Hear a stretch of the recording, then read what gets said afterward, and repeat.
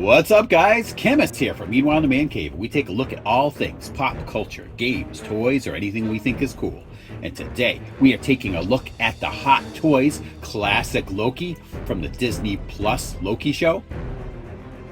This character was probably one of my favorite characters on the show. Can't wait to get this thing out of the box. So, starting right off here, we're gonna rotate the box around. Got a nice picture of the classic Loki on the front. Not much artwork on the side there, and basically just some credits on the back. So let's get this slip cover off. Here we are. We got a preview of the figure in here. We're not going to spend too much time on that because we're going to be opening this guy up anyway. It's cool. The side of the box has the acronym for the Time Variance Authority. And then you got Miss Minutes down here at the bottom. For all time, always. There it is on the side here too, the symbol for Time Variance Authority. And it just repeats on the side. So, I'm not going to waste a whole lot of time on this box. We're going to open this guy up and see what we got. Okay, it's out of the box. First thing you got a backdrop. Cool thing about this backdrop, I don't know if you're going to make it out on camera, but the Loki logo at the top changes as you turn it, as well as all the miscellaneous Loki letters down here all kind of change around when you turn it.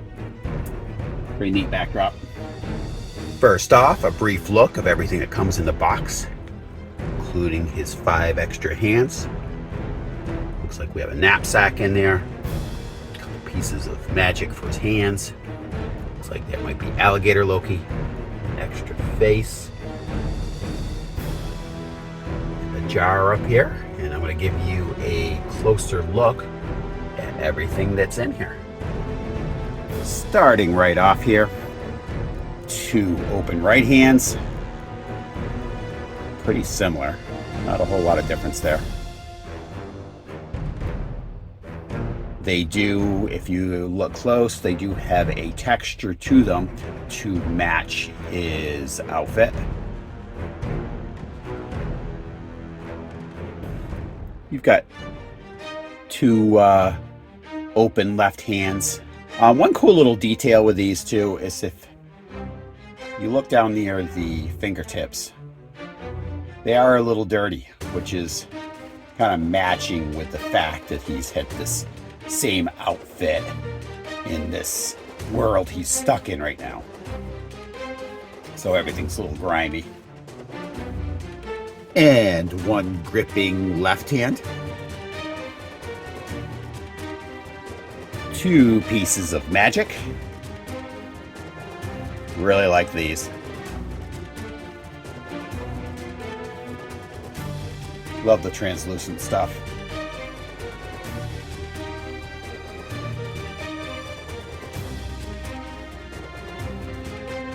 An aged Loki helmet. Tarnished and everything. The weathering on this is really well done.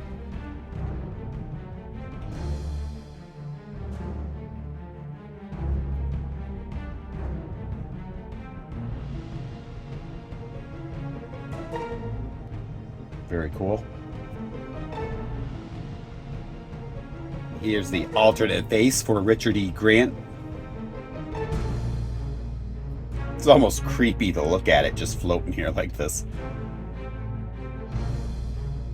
As with all the Hot Toys, the eyes are just so well done. Skin tones, everything.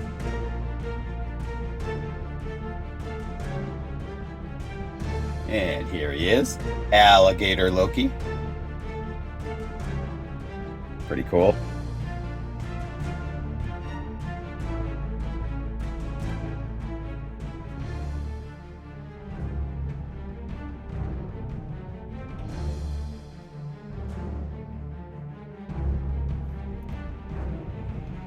So, Alligator Loki isn't just a simple piece of plastic. His mouth does open, so you can pose that. And it has a posable tail. Got a little wire in it or something there that allows you to position it.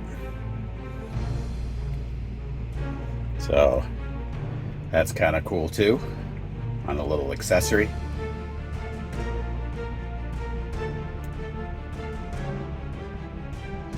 And the knapsack, it's like, feels like it's made out of like a canvas type material.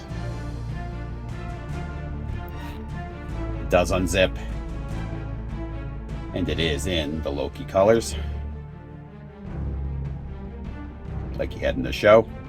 And you have the jar that contains Frog, the Thor Frog, seen in the Loki series. For those that don't know, the Thor-like frog creature seen in the specimen jar in the 5th episode of the first season of Loki wasn't just some random thing that the director threw in. It was actually based on a comic story that started in Thor number 363 and ran until Thor 366. In this storyline, Loki casts a spell and changes Thor into a frog. By the end of the story, Loki ends up getting his butt kicked by a 6'6" hammer-wielding frog Thor. And Loki is nearly killed before the spell is finally broken. But the frog seen in the specimen jar is more likely to be Simon Walterson, otherwise known as Throg, who had been just an ordinary everyday human who'd been turned into a frog until he found the sliver of Thor's hammer. It's pretty awesome. He's got the little helmet, cape,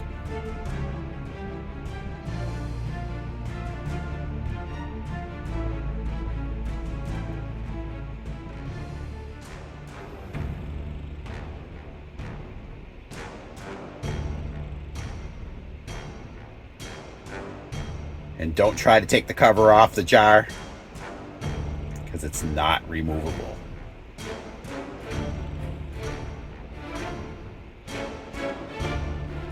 And the figure stand, which will hold post with a crotch stand in it. And here he is, Loki himself, classic Loki, with the stoic face. Looks really, really good.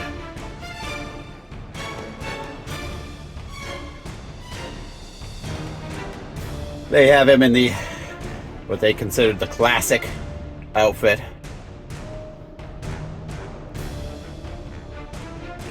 The overall design is like it is in the comics, but of course the directors kind of try to go over the top to make it look a little ridiculous, but this is really close to how it looks in the series. They did a great job with that.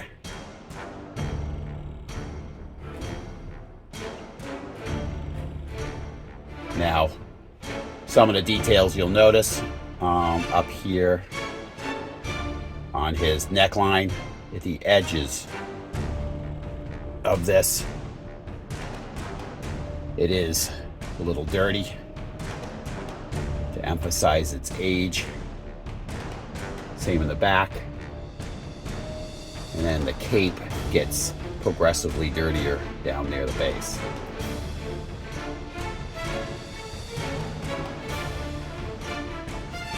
Starting off with some of his articulation. Obviously you got your left and right motion for his head. It seems pretty stiff, so I wouldn't go crazy with that on there. Arms, got the lateral movement there. Now again, this is like a spandex type material. Don't think you're going to want to go, stress that seam too much. Get your elbow joint. That goes pretty easy. I wouldn't worry about that. Doesn't seem to be very tight right here at the elbow, which is good. You've got a swivel here between the shoulder and the bicep, I believe. I can feel it, which is good. And a bit of forward. Not a lot. Again, I'd worry more about this seam right here, about how much you want to stress that. So I probably wouldn't leave that in a extreme motion for very long. Maybe for some pictures or something, that'd be about it. But now, down here at the hand, obviously it's a post, so there is a hinge in there. So just make sure you have that hinge lined up before you attempt to move that.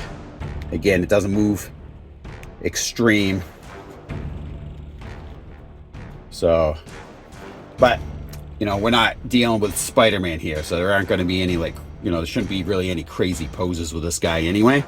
The one thing I wish that Hot Toys would do would give it the ability to tilt the head more than what they do. Side to side or whatever. Because that can actually give the figure a lot more personality when you can tilt that head. Now, you do have an abdomen joint here. You can feel it. It's a little bit of a crunch motion. Nothing extreme again. Little lateral movement here with the legs. Again, why would you need it with this particular figure? So I'm not going to stress about that. Forward, kick, back. Not a lot of motion there. But at the knee, there is plenty of room to bend the knee, and I don't feel like there's any tightness there at all. So I wouldn't feel bad about bending the knees whatsoever. I'm glad they've kind of fixed that with this. Some figures you get from them, it's extremely tight there, so you don't even want to have that bent very much. Down at the foot, there is no foot motion down here at all. It's actually all here at the boot line. So you can tilt that left and right. There will be no bending of the ankle or anything there. So this figure will probably pretty much be in a standing pose when I have him out. Let's get him in some poses, switch out some of his hands and things, and see what we've got.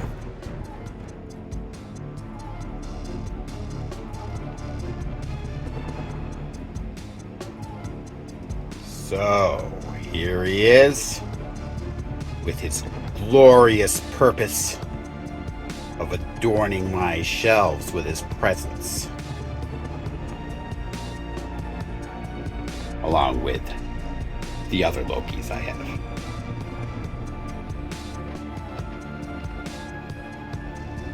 Gotta say, I do really like the figure. He does lack in articulation, but this is the pose I wanted him in, so it really doesn't matter to me. This was his big highlight in the TV show. This is basically what I wanted to recreate. One thing I would have added if I'd been Hot Toys, it's the magic pieces here. I would have put magnets on those in relation to his hands. These magic pieces only stick in his hands basically one way, and trying to get them to fit in his hand can sometimes be like a Rubik's Cube here. You gotta have his hand positioned just right, and you gotta have the magic piece positioned just right. Then you could have kind of basically stuck them, in a little more freedom. You could have had them just sitting there,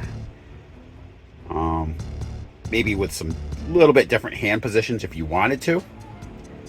But the way it is right now, They basically just have to sit there, and you hope you don't jostle them too much so they won't fall out. But the shelf I'm going to have them on, I really shouldn't have to worry too much about that, hopefully. And maybe I'll come up with some stuff I can do to stick them in there a little more securely. But as far as his sculpting, this face just looks fantastic. I like the coloring on everything. Very close to the movie, or the TV show, I should say. And there is a wire in the cape. I didn't mention that before. So as you can see, you can position the cape in any way you like, which is very handy. So, despite its articulation limitations, I do like the figure. If you're a big fan of the show, I'd say go ahead and get it. But if you're hoping to get some kind of crazy like Spider-Man poses or anything with this, or something beyond this, or a museum pose, you'll probably be disappointed. But for me, this is more or less the pose I was looking for all along. So I am happy with it. Please, if you like what we do, give us a like and subscribe. Very much helps. So I want to thank you guys all for tuning in. Check back with us every Tuesday at 9 a.m. for a new episode of Meanwhile in the Man Cave. I'll talk to you guys later.